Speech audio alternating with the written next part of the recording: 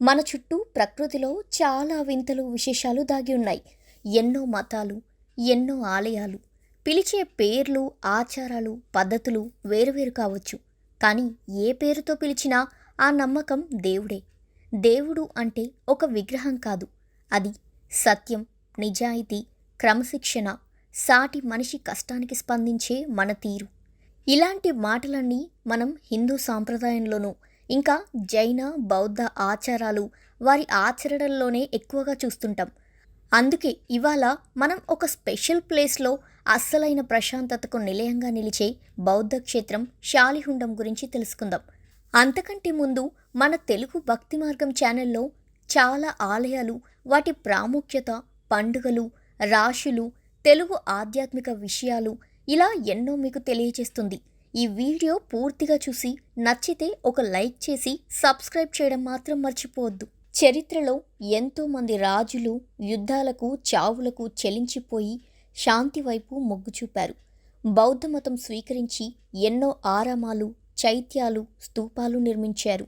అందులో ఒకటి క్రీస్తు శకం 2వ శతాబ్దంలో శాలివాహనుల కాలంలో శ్రీకాకుళం జిల్లా శాలిహుండం కొండపైన బౌద్ధ ఆరామాలు నిర్మించారు. శాలిహుండం శ్రీకాకుళం పట్టణానికి 18 కిలోమీటర్ల దూరంలో గార మండలం శాలిహుండం గ్రామంలో వంశధార నదికి దక్షిణ ఒడ్డున ఉంది.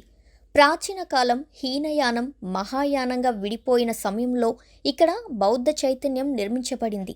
అయితే ఆర్కియాలజీ రీసెర్చ్ ప్రకారం శాలిహుండంలో వెలికితీసిన అనేక శాసనాలు సాలిపేటక అంటే అక్షరాల ఎముకల పెట్టె లేదా సాలిహుండన్ అనేది 2వ శతాబ్దం నాటి ఒక బౌద్ధక స్మారక చిహ్నాల ప్రదేశం.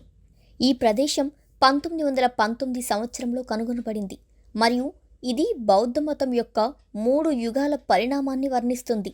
తెరవాడ, మహాయాన మరియు వజ్రయాన వంశధార నది ఒడ్డున ఉన్న మహాస్తూపాలు, వ్రతస్తూపాలు, చైత్యాలు, వేదికలు, విహారాలు మరియు మండపాలు ఇలా ఇక్కడ అనేక విశేషాలు ఉన్నాయి.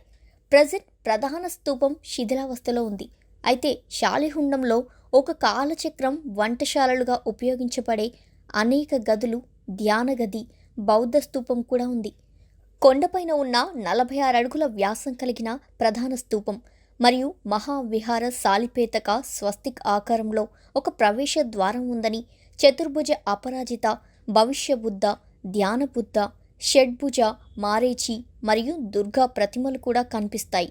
అంటే ఇక్కడ దుర్గామాతను కూడా ఆరాధించారు. ముఖ్యంగా బౌద్ధ మతం హీనయాన, మహాయాన మరియు వజ్రయాన వంటి 3 దశలుగా ఉన్నట్టు తెలుస్తోంది.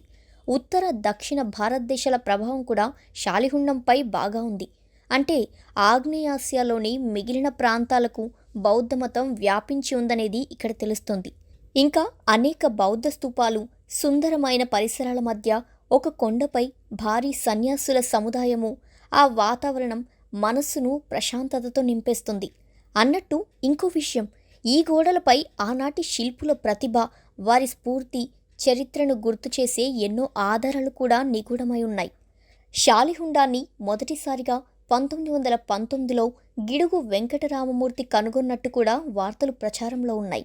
అయితే త్రవ్వకాలలో 4 స్తూపాలు, ఒక చైత్యగృహం, నిర్మాణ వస్తువులు, బౌద్ధ మతం 3 దశలను ప్రతిబింబించే అనేక శిల్పాలు, తెరవాడ, మహాయాన, వజ్రయాన నాటివి కనుగొనబడ్డాయి.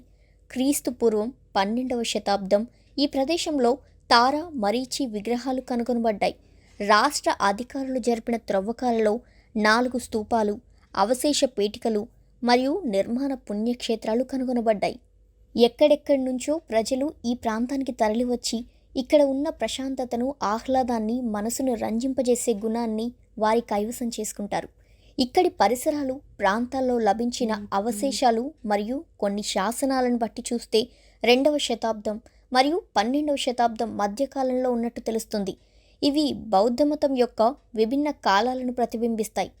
అయినా చరిత్ర అంటే మనం చూసే గోడలు, కట్టడాలు కాదు, ఆనాటి ప్రజల నాగరికత, వాస్తవికతకు, జీవన శైలికి ఆధారాలు. మీరు ఆల్రెడీ శాలివాహన హుండం చూసి ఉంటే కామెంట్స్లో చెప్పండి. Thank you for watching.